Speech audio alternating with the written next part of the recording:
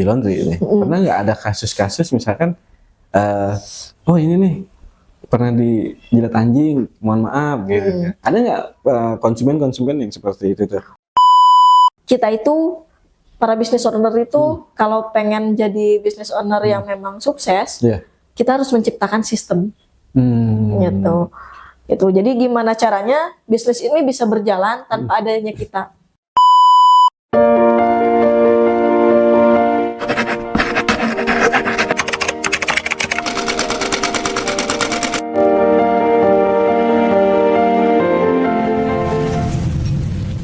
Halo teman-teman Alpha Kalestra Media, perkenalkan saya Raita Nursabandia selaku owner dari Sukabumi Laundry yang berada di kota Sukabumi, Jalan Baru Raya Sukaraja.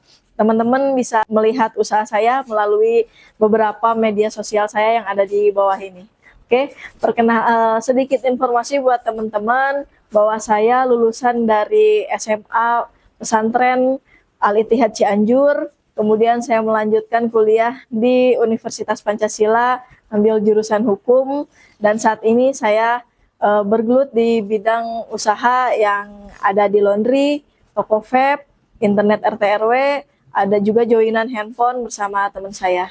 Mungkin nanti bisa langsung lihat video saya, barangkali bisa lihat dan menjadikan motivasi buat teman-teman mau membuka usaha.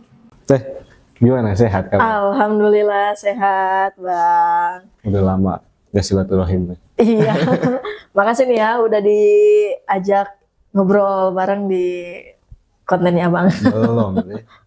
Belum ngobrolnya, belum ada kabar ini.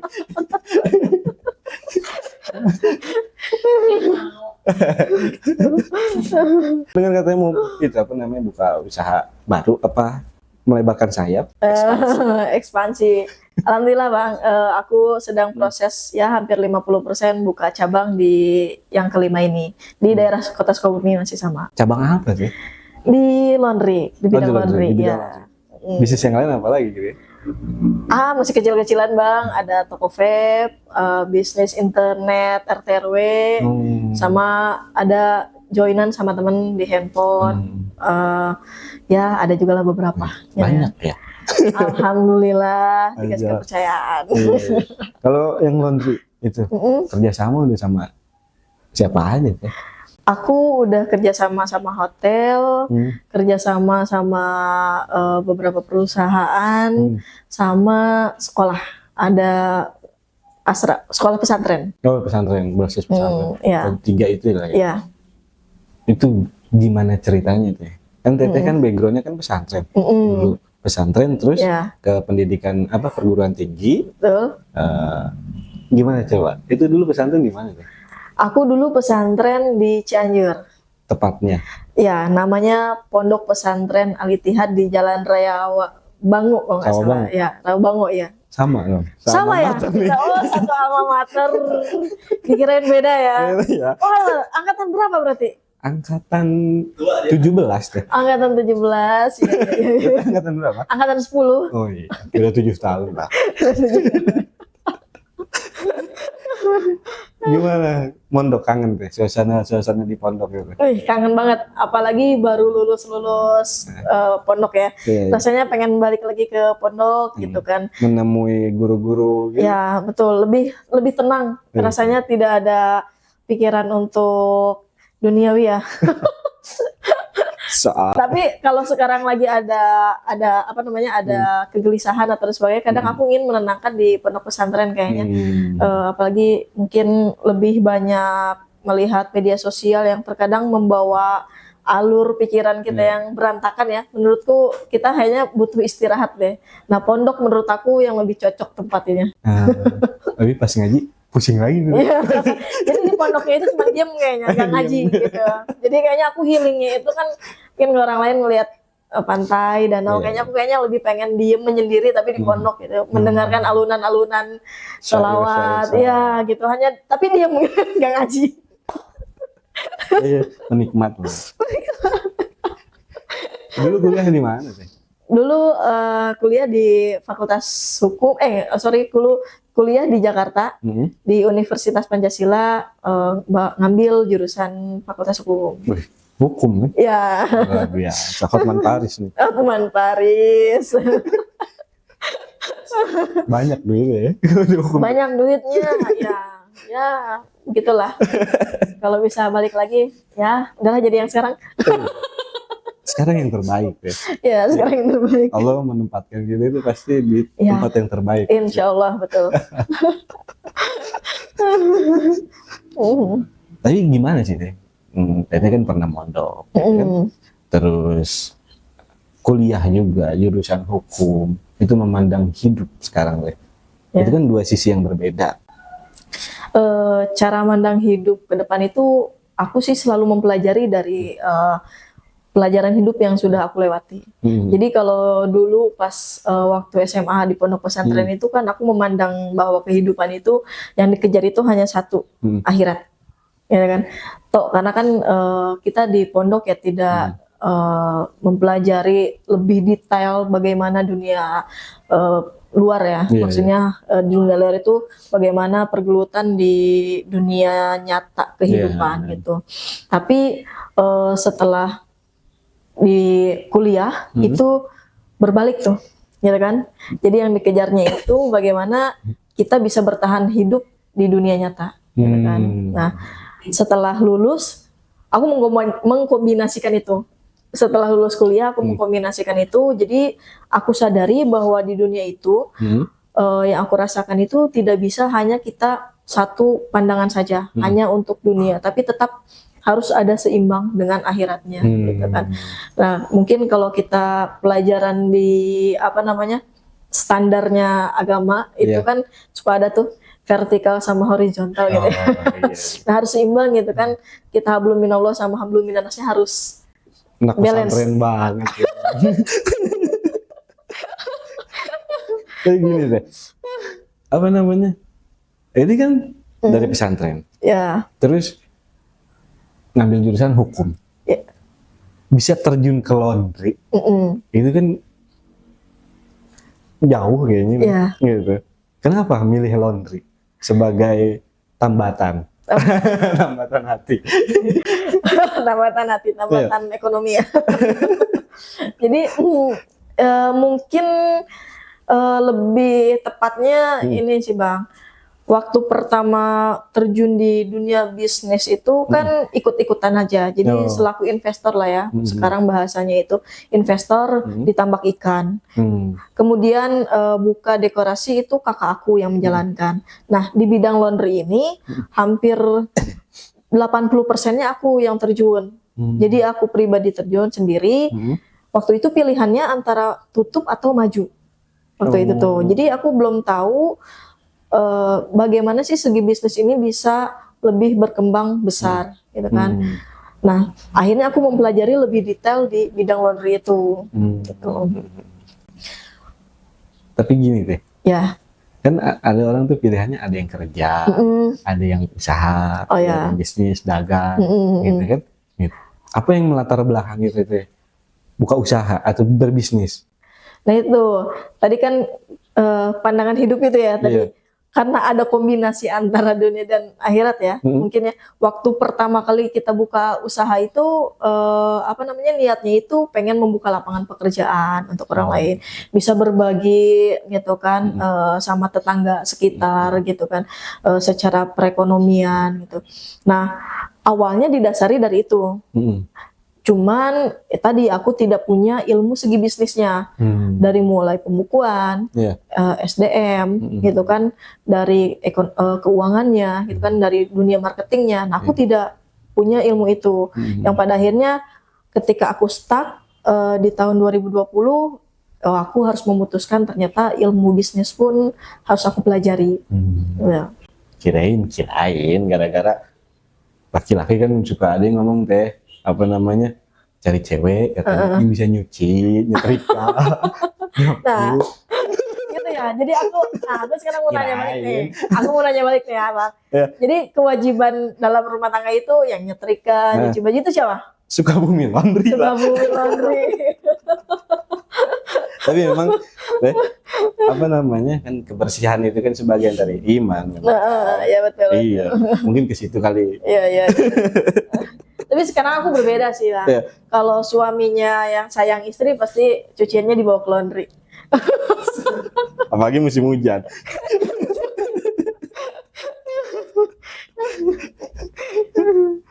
Dengan latar belakang teteh yang hukum gitu kan dari Ya. universitas itu, apakah dalam mengambil keputusan gitu itu sangat mempengaruhi dalam berbisnis ini? Eh, sangat mempengaruhi sih. Gimana? Contoh misalkan gini, Nah, contoh ya, ya. Kak Diana. Misalkan di tempat ente berbisnis nih ada maling misalkan, Ya, gitu. Terus sama teteh tuh dipenjarain atau dipidana mungkin gitu. Tapi kalau di hukum Islam kan dipotong tangan. ya. Kan itu kan? Iya kan dari balik lagi ke latar belakang teteh sebagai orang hukum. Gitu. Bagaimana? Itu kalau di dunia bisnis itu kita harus punya sistem, Bang. Ya mungkin tadi hukum lah ya, yang tadi kalau di dunia kalau di agama Islam itu kan dipotong tangannya kalau mencuri itu. Nah, kalau di bisnis apapun kita membangun bisnis itu harus punya sistem. Nah, sistemnya itu peraturan-peraturan. Jadi di dalam peraturannya itu harus sudah detail ketika ada pencurian, penggelapan oleh karyawan. Nah, kita harus tahu konsekuensinya seperti apa. Kita membuat peraturannya apakah memang mau hanya dipecat saja. Mungkin kan tadi penggelapannya itu atau pencuriannya itu ada kategorinya ya. Misalkan kalau di bidang laundry ada pencurian sabun, gitu, ada pencurian plastik. Oh pernah ada? Oh pernah, kita pernah mengalami dong gitu. Nah itu mau kayak gimana? Ataukah memang kita mau langsung udah saklek dipenjarakan gitu kan di perjanjian kerjanya di sistemnya itu tergantung kebijakan dari para ownernya masing-masing sih. Kalau di aku pribadi itu semuanya ada tergantung dari kategori mereka membuat kesalahannya. Oh iya. Ada peraturannya ya? Ada peraturannya. Kalau misalkan tadi kan sebagai latar belakang hukum Ya. Nah sekarang sebagai latar belakang santri ya, syariat Islam gitu. Apa yang hal-hal kecil gitu yang sudah teteh terapkan di dalam laundry ini? Syariat Islam di bidang peraturannya atau ya baik di peraturan kah, baik di keseharian, baik di pekerjaan dan lain sebagainya lah. Tapi aku cocok sih kayaknya Bang kalau misalkan nanti aku menerapkan yang melakukan pencurian atau penggelapan itu potong tangan ya, boleh nggak? Boleh nggak nih? Nggak usah ke jalur hukum. Bisa ke DPR ya? Cocok kayaknya itu Bang. Itu kayaknya bisnis bakal lebih pesat ya para wanita. Ya itu tadi ya. Ya peradaban ekonomi Islam memang masih harus digali terus. Ya. Untuk penerapan yang lainnya ada Bang beberapa. Contoh hal kecil kita udah membuat program sama tim itu bulan kapan untuk berbagi ke warga gitu kan. Bulan kapan kita untuk membantu atau memberikan cuci gratis. Kemudian ya kalau yang kayak jahat gitu mah udah wajib lah ya, nggak perlu dijadikan program. Sama program ini udah berjalan hampir 1 tahun. Itu ada pengajian di setiap hari Jumat. Jadi seluruh karyawan mengaji terlebih dahulu di jam 8 pagi gitu. Tapi kalau di laundry ini pernah nggak ada kasus-kasus misalkan oh ini nih pernah dijilat anjing, mohon maaf gitu. Ada nggak konsumen yang seperti itu tuh? Oh ada. Jadi ada konsumen yang memang dia memelihara hewan-hewan anjing gitu kan atau babi gitu kan. Nah ada konsumen yang bilang terlebih dahulu, ada yang kita menanyakan. Jadi kita udah tahu nih. Nah itu SOP-nya. Jadi SOP-nya kita udah terapkan gitu. Nah itu cara pencuciannya juga berdasarkan syariat Islam. Luar biasa. Bukan bumi laundry ini. Masya Allah. Tapi pernah nggak berada di fase di mana secara perhitungan bisnis mungkin tidak masuk akal ya? Gitu. Tapi justru menghadirkan rasa berkah, tenang, kemudahan dalam hal berbisnis. Kayak seakan-akan gitu deh. Allah kayaknya lagi memudahkan saya gitu tuh. Sering Bang kalau gitu.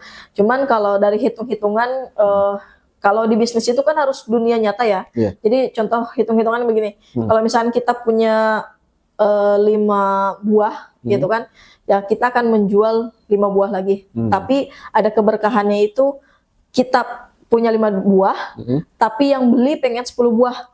Oh. Nah, gitu kan yang pengen beli 10 buah, gimana caranya aku mencari yang 10 itu, yang tadinya punya 5, 10 dan itu sering gitu. Tapi kalau di bidang jasa laundry itu kan contoh hal kecil, targetan misalkan 1 hari dapat 30 konsumen gitu ke karyawan dan sebagainya. Nah, itu terkadang yang kita rasakan itu di hari H-nya yang sudah kita targetkan tidak dapat gitu kan. Ternyata hari setelahnya itu melebihi dari hal yang kita inginkan gitu. Itu kita pernah merasakan gitu kan. Tapi untuk deep banget kepada akunya sih lebih kayak ngerasain kenapa ya Allah itu menitipkan bisnis ini sama aku. Itu sih. Jadi lebih kagetnya di situ. Masih gitu. banyak tanda tanya. Iya, masih banyak banget tanda tanya yang belum bisa terjawab gitu. Meskipun di perjalanannya terkadang mau menyerah dan sebagainya, tapi ya bertahan sampai saat ini. Tadi sebagai wanita muslimah deh. Apa sih tantangan deh? Ya dalam hal berbisnis kan jarang lah deh, gitu ya. Apa namanya, seorang wanita muslimah berbisnis gitu. Pasti kan banyak tantangannya. Ya, gitu. betul. Pernah nggak tuh? Pernah pada saat udah menikah, Bang. Ngomongnya udah nikah. Iya. Ya dalam teteh mengembangkan usaha kan harus berkembang kan usaha kan? Iya, betul. Iya. Gimana tuh? Udah pada saat sudah menikah, lebih tepatnya pada saat hamil, Bang. Pada saat hamil itu kan ada apa ya disebutnya masa awal hamil itu? Ya kondisi orang hamil itu kan moodnya naik turun gitu kan, nggak bisa. Nah itu mulai nggak apa namanya sudah mulai menyerah di awal-awal itu. Terus apalagi pas punya anak, gitu kan. Pada saat kondisi punya anak ini kita kaget tuh, baby blues lah ya kalau disebut anak zaman sekarang itu baby blues. Nah ini aku tuh di situ bulan pertama sampai bulan ketiga setelah punya anak itu, wah itu kacau banget, Bang. Kacau karena aku harus memikirkan gimana bisa mengasihi gitu kan pada anak, gimana caranya aku memikirkan karyawan, gimana caranya aku memikirkan diri sendiri gitu kan. Terkadang gimana caranya ya namanya manusiawi ya, memikirkan seorang suami gitu. Kita harus apa namanya melayani seorang suami. Nah itu kacau tuh pikirannya. Tapi suami gimana gitu? Suami gimana? Ya mendukung aja sih ya mendukung gitu kan sejauh ini. Tapi suami bisnis juga. Alhamdulillah bisnis juga. Gitu kan. Gimana tuh cara menjaga keseimbangan gitu kan? Teteh seorang wanita, teteh seorang ibu rumah tangga, dan seorang owner juga. Iya. Gitu kan? Nah itu biar tetap waras lah, Teh. Lebih waras ya. Iya. Lebih waras ya. Harus sering sharing, Bang. Harus sering sharing dengan orang yang memang yang pertama lebih sejalur dengan kita, dan yang kedua yaitu tadi juga mungkin dari segi agamanya juga kita harus sering sharing. Kalau yang mengaji lah ya, ngaji mau dengerin itu dakwah dari YouTube, mau itu sama teman sharing atau datang kita ke pengajian langsung, itu wajib kita apa namanya laksanain gitu. Kalau nggak kayak gitu nanti kita nggak bisa juga ininya apa namanya menyeimbangkannya. Sebetulnya, Bang, hal yang paling berat di dalam bisnis itu setiap saat akan ada. Apalagi para business owner. Karena para business owner itu menurutku tidak ada yang langsung jadi seorang profesional entrepreneur. Pasti melewati tahap step by stepnya. Gitu. Kalau aku pernah merasakan di mana adanya karyawan yang melakukan manipulasi data. Manipulasi kwitansi lah ya, nota gitu kan, dari servis motor. Nah, jadi servis motor misalnya 200.000 sama dia dijadiin 300.000 gitu kan. Nah, itu aku merasa berat banget, Bang, di situ. Tapi yang wajib harus kita lakukan itu ketika ada problem itu, selaku para business owner itu mencari solusi. Mencari solusi dari masalah itu. Kalau kita nggak mencari solusi, sampai kapanpun masalah itu akan berat. Nah, solusinya itu harus kita terapkan Yeah. menjadi sistem. Oh. Nah, jadi kalau tadi ada kenakalan di dalam pembuatan nota gitu kan. Iya. Nah, kita harus buat sistem. Sistemnya itu apakah kita servisnya itu punya kerjasama langsung dengan dealer-dealer yang sudah punya nama, ataukah kita paymentnya itu memang langsung dari yang mungkin namanya business owner ya, owner to owner gitu. Nah, itu yang harus kita buat sistemnya. Masalahnya itu jadi itu pertama itu pernah, yang kedua pernah juga nih Bang, Iya, iya. dari kasir. Jadi transfernya itu nggak langsung ke nomor rekening yang udah tertera di toko, atau memang si notanya ini nggak dimasukin ke nota kasir. Nah, itu kita pernah melakukan itu.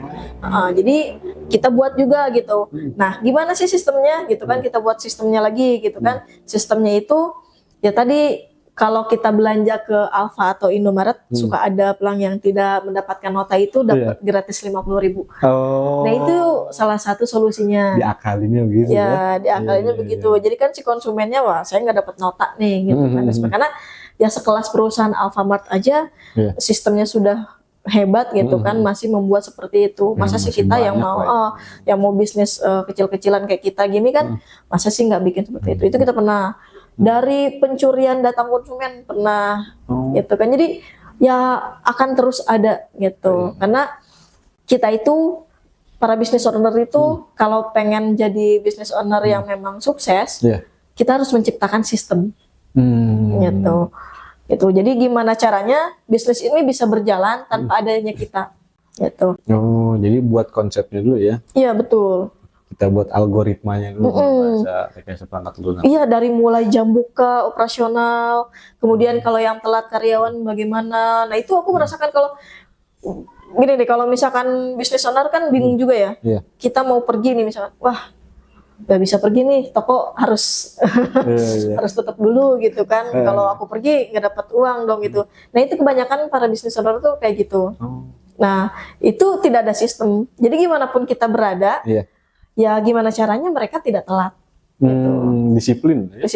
Nah, pernah nggak Bang lihat Bang BCA ownernya mikirin kapan karyawannya masuk? Pernah nggak? Iya, karena ada sistem ya. Pelayannya keren kan? Iya. Pernah nggak lihat Bang BCA atau misalkan manajernya suruh satpamnya benar-benar melayani kita? Nggak pernah kan? Nah, itu sistem yang membuat mereka bisa bekerja seperti itu. Model autopilot berarti. Betul, autopilot. Menuju ke sana. Insya Allah sudah berjalan lah. Kalau kita udah punya cabang pasti sistem udah sedikit bagus gitu, meskipun belum sempurna. Iya, makanya tadi ekspansi ke yang lain. Betul. Tapi di sisi lain, selain materi lah, apa yang diberikan Sukabumi Laundry ini untuk para karyawan gitu kan? Iya. Apa tuh? Ada nggak? Kalau ya itu ada, cuman ya di balik layar lah ya Bang. Nggak perlu. Maksudnya kayak model misalkan dia nggak hanya kerja gitu teh. Maksudnya gini, dia datang, kerja, pulang. Oh, oke. Jadi apakah diberikan edukasi gitu, betul. dan lain sebagainya lah gitu. Gimana gitu? Oh, itu wajib dikasih. Kalau itu kita kasih dari segi edukasi. Karena ya tadi itu kita itu mau membuka apapun, mau menjalani apapun itu wajib menggunakan ilmu. Gitu. Nah, kita membuat program. Ada program yang 3 bulan sekali, ada program yang sebulan sekali. Itu edukasi terhadap karyawan. Gitu. Edukasinya berbeda-beda dari mulai bagian operasional, mulai staffnya, ataupun aku pribadi. Sampai saat ini aku masih ikut-ikut seminar, masih ikut, ya betul, masih nonton YouTube tentang perlaundryan. Produktif berarti. Iya betul lah. Kalau misalkan kita tidak mencari hal itu, kita akan tergerus dengan yang lain. Gitu. Apalagi dunia laundry itu kan mudah ditiru ya. Kita di rumah orang siapa sih yang nggak punya mesin cuci? Persaingannya. Iya, persaingan ketat. Jadi kita jangan gaptek lah ya, gitu harus kan. Terus upgrade ya, betul, harus terus upgrade gitu. Jangan bener-bener males cari ilmu sih. Terakhir pesan Teteh untuk para khususnya ya, gitu. Karena di ACM ini, ya latar belakangnya banyak santri juga, banyak mahasiswa juga gitu Iya. kan. Ya kita ini kan sama latar belakangnya santri sama mahasiswa lah. Kalau dia mau buka bisnis misalkan bingung dan lain sebagainya gitu teh. Pesan apa untuk mereka? Pesannya. Pesannya tadi itu. Pokoknya kalau kalian mau buka bisnis apapun itu, kalian harus cari tahu dulu ilmunya. Gitu. Membuat dulu sistemnya gitu. Sebelum kalian melakukan pelaksanaannya. Jadi semuanya harus kita pelajari. Biasanya ada 4 pilar sih Bang yang harus kita kuasai. Yang pertama dari mulai SDM, yang kedua dari keuangan, yang ketiga operasional, yang keempat dari marketing. Nah, dari SDM misalkan dari SDM-nya kalian mau membentuk apa? Contoh hal kecil kita mau bikin F&B misalkan. Nah, artinya kan harus ada kokinya tuh. Siapa yang memasak? Harus ada kasirnya tuh. Nah, itu kalian bikin strukturalnya dulu. Kalian bikin strukturalnya meskipun itu belum ada orangnya. Mau atas nama kalian boleh. Misalkan ownernya atas nama saya Raita gitu kan. Yang kedua atas nama bagian marketingnya Raita, ya semua diisi dulu gitu, nggak apa-apa gitu kan. Terus yang kedua dari keuangan. Dari keuangan ini kita harus benar-benar punya pencatatan. Kalau misalkan kita belum punya modal untuk membeli sistem atau membeli kasir gitu kan, ya kita pakai buku. Tapi sekarang udah banyak sih di media sosial yang udah gratis gitu kan, atau kita pakai Excel. Nah itu harus dicatetin dari mulai pembelian bahan baku, kemudian supplier yang memang kira-kira cocoknya dengan harga jual kita siapa, itu harus kita cari tahu dulu. Contoh mau beli ayam, ayam di pasar A berapa, di pasar B berapa, kita harus turun tuh ke lapangan. Dan kita harus tanya, atau memang ayamnya suka potong keliling gitu, kosnya lebih, nggak perlu kita datang ke pasar, ya kita harus tanya juga berapa gitu. Nah itu, tapi itu wajib dicatat 100 perak pun gitu kan. Nah itu dari segi keuangan. Berarti harus terjun langsung dulu sih owner. Ya iya Bang, nggak bisa dong. Harus terjun lah, harus mau capek lah ya gitu, karena memang buka bisnis itu capek. Terus dari ya begitu, pokoknya segi apapun pengeluaran dan pemasukan harus dihitung, dan hitungannya kita mau ngambil berapa persen dari keuntungan modalnya itu harus dihitung gitu. Nanti kan keuntungannya itu, nah itu kalau misalkan masih kita yang beli ke pasar, masih kita yang masak, masih kita yang ngelayanin, oke, kita nggak perlu ngambil apa namanya keuntungan besar-besar. Tapi kalau misalkan kita udah apa namanya udah punya karyawan dan sebagainya, cost-nya itu harus diperhitungkan. Harga nilai jual pun harus diperhitungkan. Jangan punya rasa takut untuk naikin harga, takutnya orang nggak beli gitu kan. Nah, ya tadi balik, kalau misalkan kalian udah yakin dengan F&B, ya kalian harus udah yakin rasa ayam kalian paling enak. Gitu. Nggak perlu rasa takut untuk menaikkan harga. Nah, kebanyakan orang nanti begini, males naikin harga, tapi karyawan banyak yang pada akhirnya ngerasa bisnisnya itu tidak berkembang. Nah itu dari segi keuangan harus dihitung gitu kan. Terus yang tadi dari yang ketiga dari segi operasionalnya gitu kan. Ya dari segi operasional, dari mulai tadi belanja dan sebagainya, ya kalau masih kalian turun dengan apa ownernya, ya harus perhitungkan ketika kalian nanti punya karyawan. Dari mulai penggorengannya pakai apa, gitu kan, tepungnya pakai apa, gitu kan. Dari hal-hal kecil lah. Hal kecil itu harus diperhitungkan, itu harus dicatat. Jadi sebelum buka itu harus dicatat dulu, gitu. Ya tepung yang enak juga kan kita nggak tahu. Nah berapa timbangannya, gitu kan, operasional SOP-nya. Kalau kita sebut standar operasionalnya itu berapa? Misalkan dari 100 gram ayam.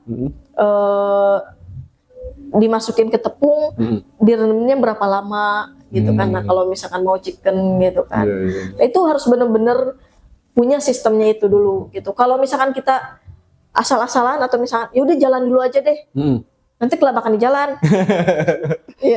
Jadi kalau kita mau ke suatu tujuan, persiapan dulu ya. Iya, betul. Ya macam-macam kok, bekal gitu kan, bensin dan lain sebagainya. Betul, nanti kelabakan di jalan. Ketika udah di ini ya uang kita malah tergerus dengan uang belajar. Jadi jangan sampai kebanyakan uang belajar. Jadi kalian ya tadi itu kalau mau buka bisnis lebih baik lihatlah konten-konten ini yang ngasih edukasi. Nah, yang terakhir dari marketing, segi marketing. Tadi misalkan kita udah menentukan satu lokasi yang memang kita akan tentukan, gitu kan. Nah, kira-kira marketingnya gimana ya? Ini ayam saya bisa laku gitu. Oh, misalkan kalau di pondok pesantren, kayaknya ada nih ustadz yang famous gitu kan, yang dikenal gitu kan.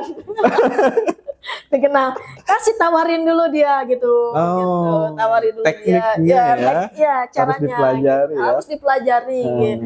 Nah itu jangan sampai nggak mempelajari itu, atau memang ada santri yang orang tua biasanya ya kalau di pondok pesantren, wali murid lah. Ada wali murid, nah kasih tester wali muridnya itu rasanya gimana dan sebagainya, dia biar nge-review lah ya. Apalagi sekarang ada media sosial bisa dikontenin gitu kan, rasanya enak atau enggak. Nah itu bisa jadi nilai jual. Ketika dia merasakan puas gitu kan, dia mungkin bisa bilang ke wali murid yang lain.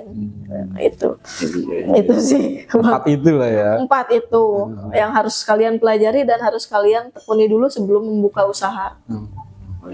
Luar biasa. Keras. Berapa menit nih? Bang? Setengah jam sudah. Setengah jam. Ya kerasa ya. Kayak baru sebentar. Iya.